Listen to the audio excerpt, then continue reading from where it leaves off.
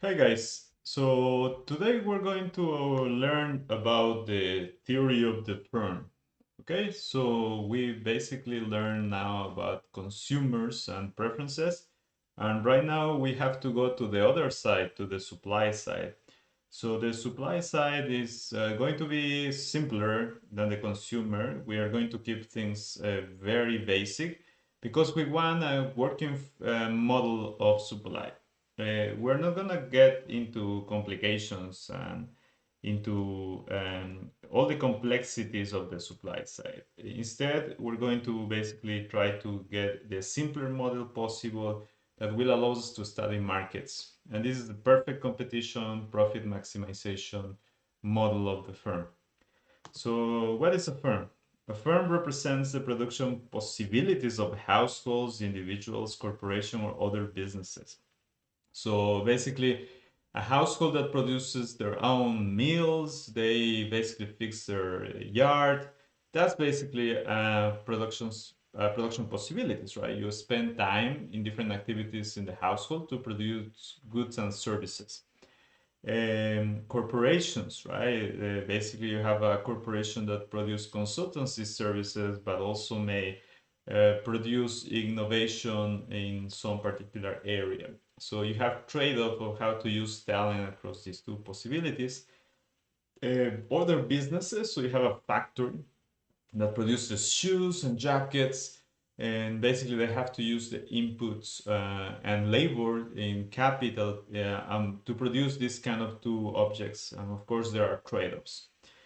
And the firm may represent actual production or potential production. Okay, so the theory of the firm is concerned with the question of what can a firm do, and the firm for us is a black box that is able to transform inputs into outputs.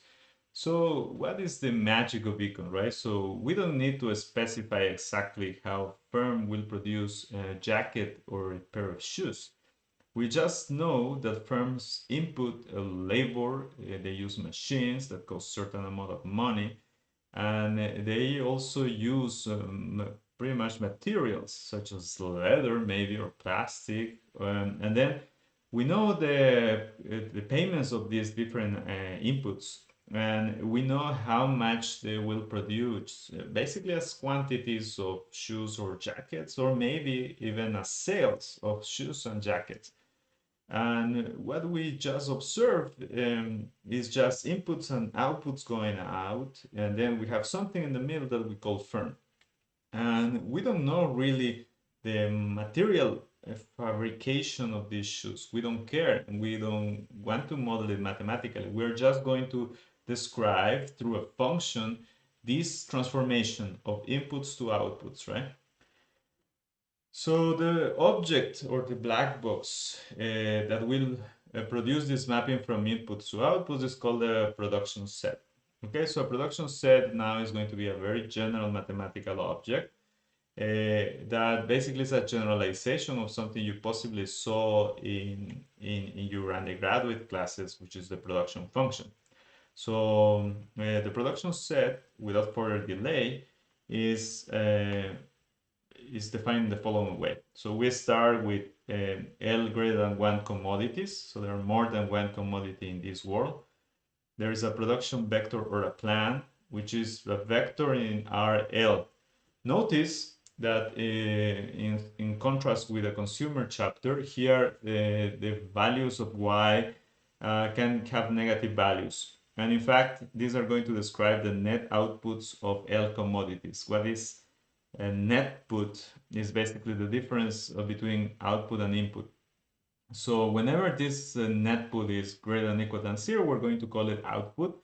And basically this means that this production plan is creating some quantities of good L. And when it's negative, strictly so, it denotes an input. This means this production plan is requiring basically use as an input quantity L. And the set of all production plans that are technologically feasible is called the production set. So the production set is just a restriction of the Euclidean space of size. So of all production plans, not every production plan is feasible. And for instance, can you produce shoes out of nothing, out of thin air? You cannot. So a production plant, for instance, that has positive entry on the good of shoes, and then zero entries for all possible inputs like leather, labor, and so on, that's not feasible. Okay, so mathematically we're going to describe this production set basically as this restriction of feasible production plans.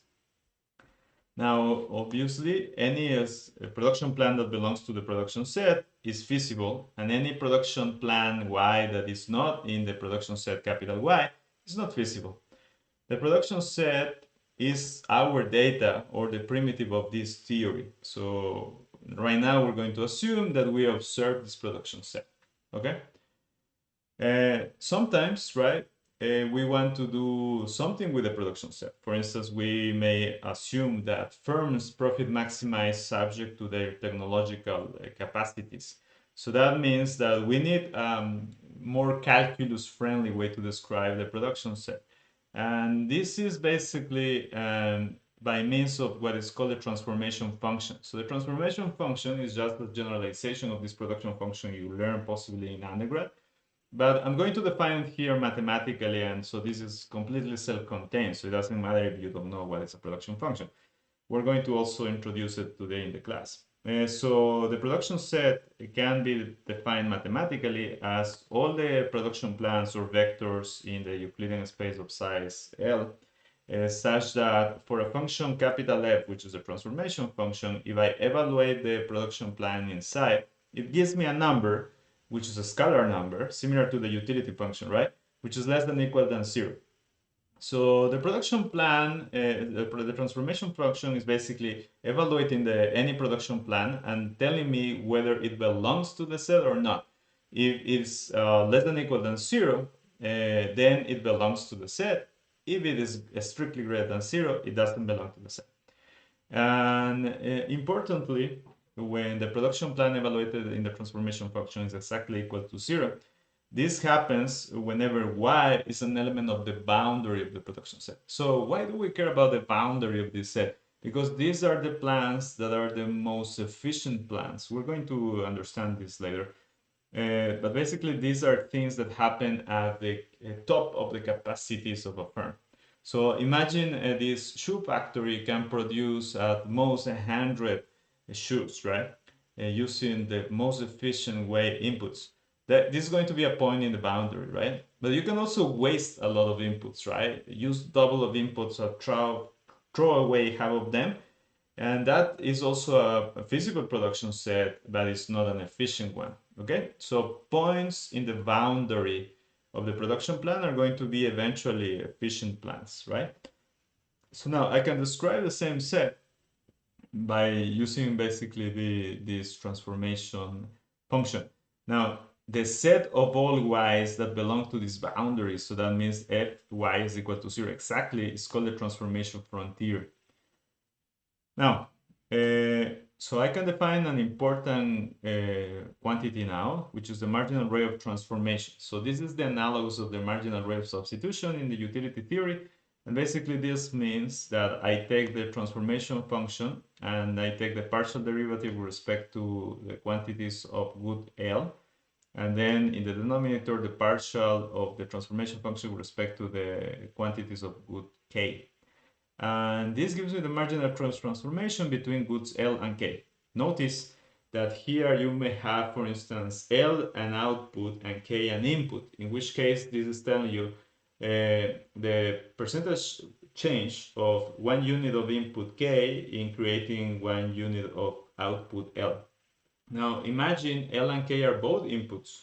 So now for the outputs of the rest of the outputs in a fixed quantity, this is telling you how you can substitute optimally in the frontier between the two inputs L and K, keeping the same quantity of output fixed. So as you can see, this is evaluated at y bar, where basically this is a point in the boundary. So now you can also do, for instance, two outputs, in which case L and K are both outputs. So in which case this is called the marginal rate of transformation, where basically you're telling me if you stop producing jackets, how many shoes can I produce? Okay, keeping the inputs constant. So this is an important object. It's going to be important in our problem of profit maximization. So the marginal rate of transformation measures how much the net put of K can increase the firm, decreases the net put of L by one marginal unit. Now, notice that here we allow different inputs and outputs. So we're going to write it in a little bit with more organization and structure. So let capital M denote the number of outputs and L minus capital M the number of inputs, okay? So usually the vector of outputs is denoted with a notation Q, which is a vector, so you can have multiple outputs, shoe, jackets, it can be more than 2 as well. And then vector of inputs denoted by Z. Z is also a vector, and then it can be multiple inputs. So it can be labor, materials, right? Electricity, and so on. Here we eliminate the negative sign for simplicity, to understand better. So in particular, we can write the production plan using these Q and Z quantities. So the particular case of interest that maybe you learn in the undergrad level is whenever the outputs are, the number of outputs equal to 1. So you have a firm that produces only one thing. So in this example of my factory, it becomes now only a shoe factory, no jackets anymore, just one output. In this case, we can grab the production set using what is called a production function. So this is a simpler object that has just one output. And then this gives the maximum amount of output, the only output that can be reached with a level of input set. Set is still a vector, and therefore, instead of writing a transformation function, I can write it down in terms of the production function. So the production function just goes from the space of inputs to the space of outputs, and here all the plans that are feasible are such that the quantity produced is less than equal than the quantity, the output quantity is less than equal than the potential of production according to the production function F when the inputs are set. Of course, with equality, this is the efficient production set where basically you're producing the most efficient quantity Q with a fixed level of input set. So now I can write the corresponding production set again as all the production plans, which again are minus set a vector, that's why it's transposed. Q is now a scalar, and then I transpose it again to make it a column vector. This is a vector in RL, it's a production plan. And then what is a transformation function is Q minus FZ, okay? And then this is for inputs that are greater than or equal than 0. Remember, there is a minus here, so this makes them inputs in the production plan, and they belong to the RL minus 1, okay? So now, when I'm thinking of this particular thing, which is called the marginal rate of technical substitution, this is the marginal rate of transformation when I'm exchanging two kinds of inputs when producing the same level of output. So for instance, how much I can substitute from capital to labor, right? Classical question in Nikon. So I'm the owner of this shoe factory. Can I buy more machines to substitute it from workers? Or maybe I want to hire more workers and get rid of expensive machines, okay? So this marginal rate of technical substitution of two inputs measures by how much the input of K must be increased for a reduction of a marginal unit L to keep the production at the maximum level Q.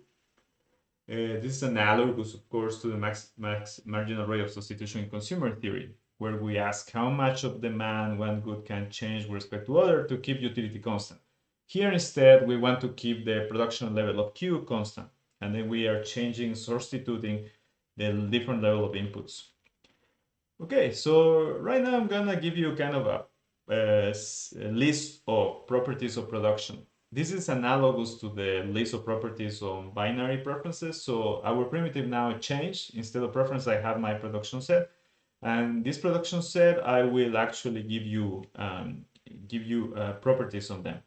So these properties, they actually sometimes contradict each other in the sense that they don't need to hold at the same time. So we're going to use them according to our needs. Right now, it's just a list of these properties. We're going to try to understand them. And then we are going to use it as needed in the chapter. So the first property I want to understand is that, and this is actually a property I will always assume, is that the production set is not empty. So we are interested in firms that do something. The other property I'm going to always assume is that the production set is closed. That means mathematically that if I take a sequence of production plans inside the set, the limit will also be contained in the production set. In practice, that means that you can, as a firm, you can achieve the efficient points in the boundary. Okay. I also have the property of no free lunch. This property may be assumed sometimes or maybe not, and this is the case for the rest of properties as well. So no free lunch means that if I have a positive vector, so this notation is just that entry by entry in this vector is greater than or equal than 0. And this vector happens to be feasible or in the production set, then u must be equal to 0.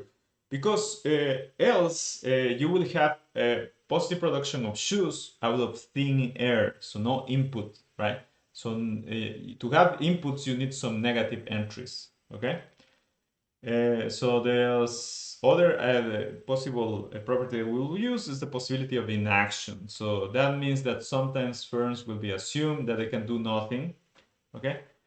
And that means that the 0 production plan is in the production set. The fifth property is called free disposal. This actually we're going to use it a lot, and it's a very simple property. So in words, it means that the firm can dispose or throw to the garbage can all their inputs without paying a cost. So if as a firm you have to pay a fee to someone, imagine the city, because you're trying to throw away your inputs as if they were trash, then that violates free disposal. So free disposal means free in terms of throwing away your inputs without incurring any cost. So mathematically it means that if y belongs to the production set and I have another production plan y prime that is less than equal entry by entry to the production plan y. So in words, that means that y prime produces the same amount of outputs potentially using at least the same amount of inputs. Remember, inputs are negative, right? Then y prime also belongs to the to the production plan, right? So that means that again, it's free to throw your trash, basically take your inputs and throw it to the trash. Additional amounts of inputs that produce at least the same output can be disposed at no cost. Okay. The final property is called irreversibility, and basically this we may use it, and so we are going to use it at some point. So that means that if y belongs to the production plan and it's not the inaction plan, then the minus y does not belong to this production plan. So that is actually a physics law, right? So you cannot, technologically, it's impossible due to the loss of entropy to reverse a production process. So I cannot get back the materials out of the shoes, right? There is going to be some loss of materials in this process due to entropy. So I cannot reverse it, okay? So I can use that as well. But the most important properties are going to be these returns to scale, because they're going to describe the patterns of substitution between inputs and between outputs, right? So again, for the simple word of production functions that we're going to do in some problem set, basically this means that if you put capital on labor, then the output is going to change according to the returns to scale. So in particular, if you have non-increasing returns to scale, y exhibits non-increasing returns to scale if y belongs to the production plan, and that implies that a scaling by an alpha scalar of the production plan still belongs to the production set when alpha is in the 0-1 range. So non-increasing returns to scale basically means that in the margin, right, adding more inputs will increase your output, but at decreasing rates, okay? Non-decreasing returns to scale is the opposite. So here you have a production plan, and then you have a production plan, small y and capital Y, the production set. Then alpha y belongs to this production set, so it's the same definition until now, but then the alpha is assumed to be greater than or equal than 1. So these are cases where actually, when you increase the input, the output increases by more than the increase in the input. So this is kind of an explosive behavior. So where you start augmenting the quantity of inputs, and then your output increases by far more than the quantity that you input. Okay, and so constant returns to scale is the neutral case. So basically, if y belongs to the production plan, then I can scale the production plan by any alpha, either between 0 and 1 or after 1 and above. So basically, alpha greater than equal than 0. So in this case, this constant returns to scale means that if I increase one input, 1 unit of input, then the unit of output increases by 1 as well. Okay, that's basically what's happening. And then I can change the slope, but the slope basically is a line, right? That happens in the simple case of one dimension. Now, the final two properties are two properties that, when come together, they will characterize one of these scale of returns cases. The first one is additivity. So suppose that I have a production plan y and another y prime, and then if I add them up, they still are feasible. Okay. This basically means that if you have a market and you have a firm that produces shoes, and then another firm comes and produces shoes, then the two firms can come together, form a bigger firm, and then they can produce y plus y prime. Okay? And convexity means that the set is convex. So take any two production plans in the set, take a linear combination with positive weight, so a convex combination, and then the convex combination of these production plans is still in the production set. So that means basically that we have this simple result that I'm not going to prove, because the proof is very simple. You can do it yourself. We're going to use it in what comes. Is the production set Y is additive and satisfies non-increasing returns conditions, even only if it's a convex cone. So basically what it means, right? Remember that a cone it has this property of constant returns to scale. And so convex cone property of y implies that y is convex, and that for all alpha, if y belongs to y, then alpha y belongs to this production set as well. Convexity and the cone property imply together non-increasing returns and additivity properties, okay? So conversely, we want to show that if non-increasing returns hold and additivity holds, then the convex cone property follows, right? And the proof basically use simple algebra to do that, so I'm going to skip it. So that means if we want to assume non-increasing returns and pre-entry, we need the convexity assumption, okay? So for now on, I'm going to use a lot the fact that capital Y is convex, okay? Convex and closed. That's going to make it very nice for optimization problems, and in particular, it's going to make the problem of profit maximization subject to technological constraints described by the production set Y very easy. Okay, so proposition: for any convex set capital Y with a possibility of inaction, there is a constant returns to convex production Y such that Y prime can take the non-increasing technology and now become a constant returns of technology by augmenting this technology by an additional input, which can be interpreted usually as managerial capacities. So basically that means that I can always assume without loss of generality that I have constant returns to scale.